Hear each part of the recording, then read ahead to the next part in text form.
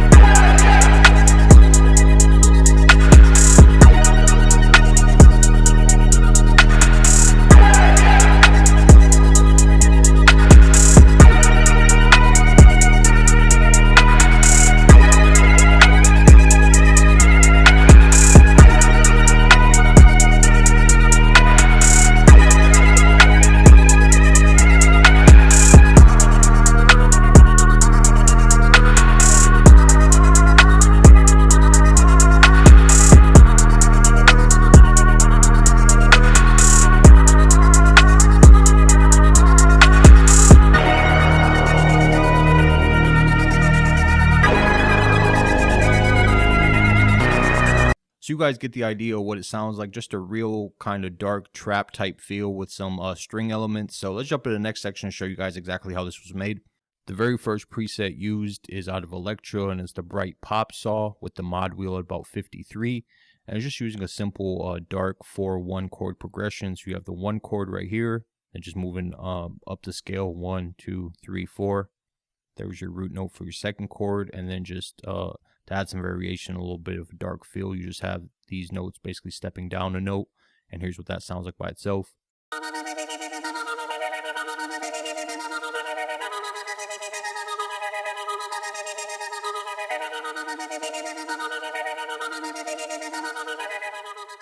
Once I had that, I added another layer of synths to it, which is another keyboard sound out of Warrior again.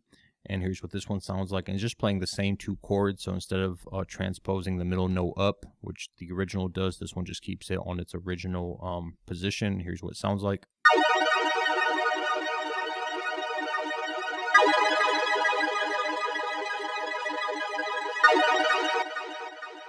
And when you layer those 2 sounds together, you end up with this.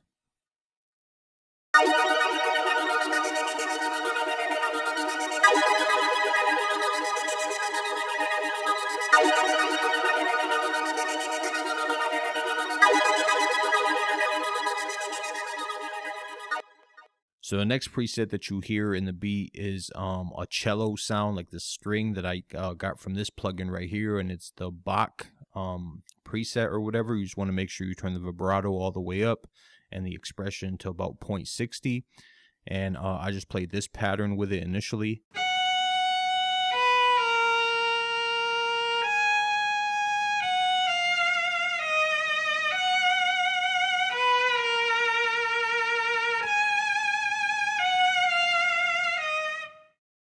But then I wanted that to kind of sound a little bit more like a sample, so I threw an RC20 on there with the Vinyl 1 preset, and then I also used the left to right out of the Pancake VST just to give it a little bit more of a dynamic. And then I just exported that out, imported it into the Fruity Slicer just to give it a little bit more of a chopped kind of sample feel, and came up with this.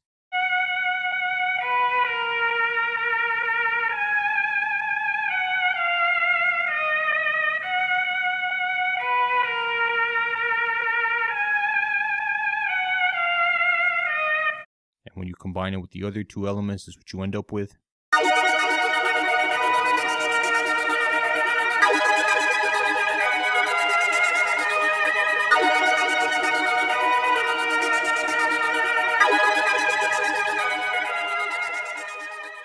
So once I had that, I just wanted to add a little bass sound to it. So I used the analog sweep from Warrior again, and solo, this is what it sounds like.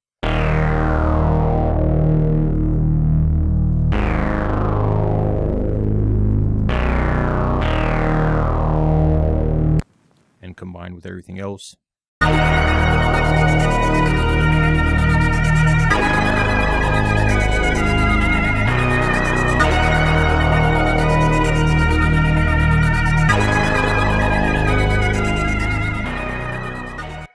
Then it was time to go ahead and start the drums for the verse. So I started off with just these two rim shots, one just standard, regular, and then one that has some reverb and a delay on it. And here's what that sounds like.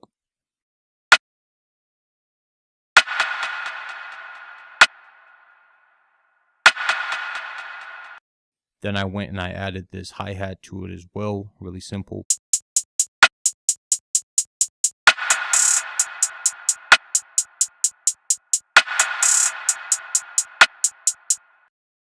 And then you have your kick and your 808.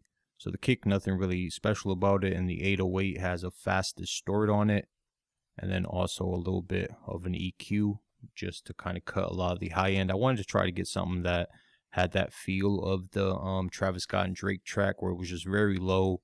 It wasn't super high energy, but it just had like a real menacing type sound. And here's what it sounds like all put together.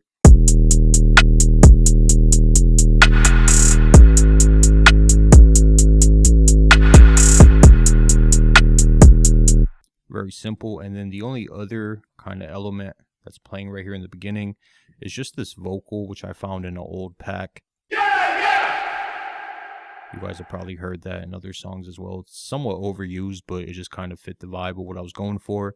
And then just again has a cathedral and a fruity delay on it, exact same as the other little rim shot that we used earlier.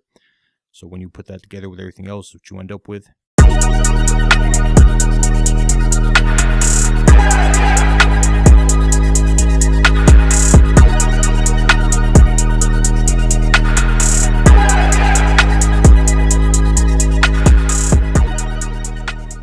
So the next thing I did, I went ahead and I just used the pattern 8, this same little string pattern from earlier. I just sped it up and reversed it and then just chopped it up. So once you reverse it, obviously the chords are going to be in the reverse order. So just chopped it up to make sure they match again and add that over the top of the beat.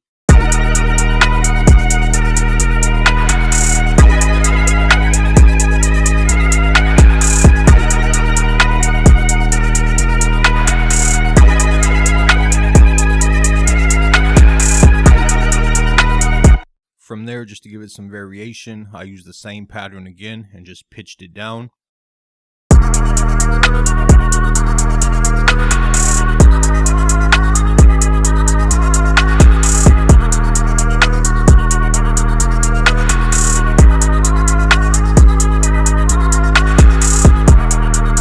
And then from there, it's basically done. The only kind of new thing is that you have like this little snare roll, which is very simple. I'm sure a lot of you guys already know how to do this, but it's just a simple little snare roll pattern.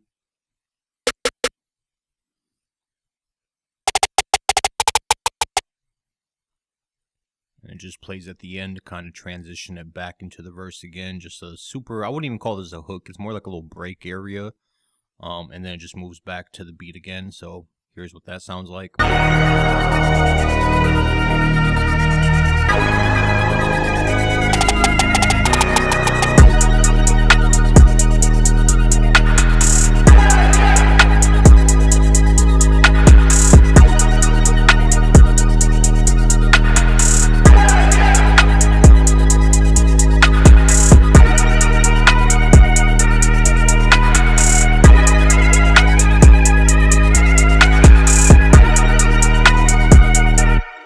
that pretty much does it. As you can see, it's very simple, just a few touch elements, but in my opinion, it gives it a nice vibe. I hope you guys enjoyed it. I hope you guys learned something new. Make sure you like, comment, subscribe. Let me know if you have any questions. My name is Track Kennedy, StudioSounds.com.